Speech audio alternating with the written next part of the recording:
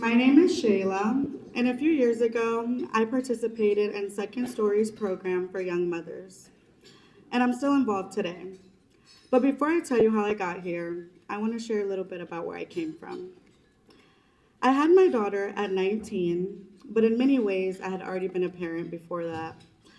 Growing up, our home was filled with chaos, violence, substance abuse, and instability. My little sister and I were stuck in the middle of it all, and we rarely ever felt safe. Many mornings, we had no way to get to school.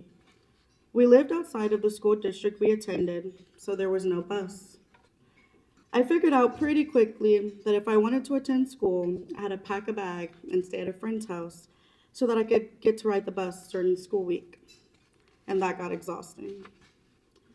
And while I don't blame my parents because I know they were young and doing the best that they could, I knew that staying there was breaking me down.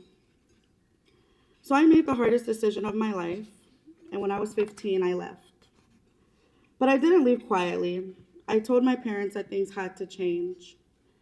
I told them they needed to do better, and if not, I'd come back for my sister. Saying goodbye to her was the hardest part. The instability hit her even harder. She was struggling mentally. I had hoped our goodbye would be temporary and that by leaving, I could get stronger and eventually help us both. And something incredible happened. My parents listened. Slowly, things began to shift. There was progress.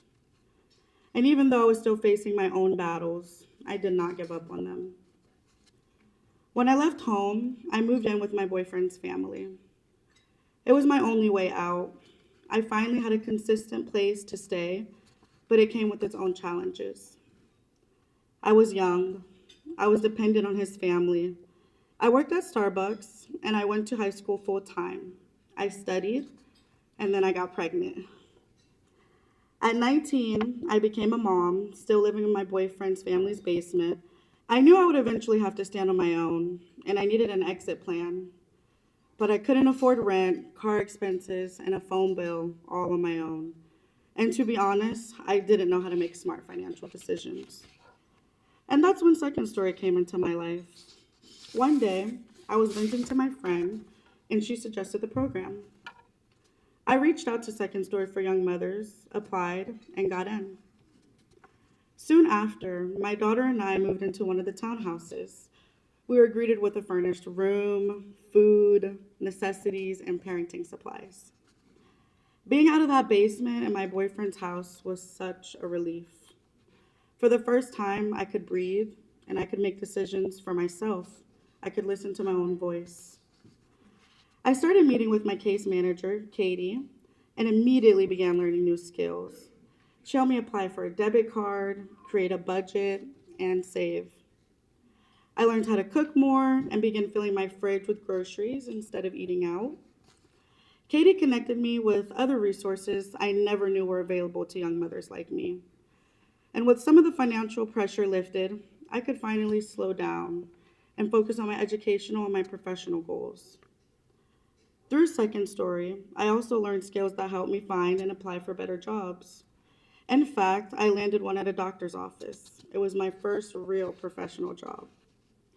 I found affordable childcare, and with the support of the program and the people who believed in me, I began to climb.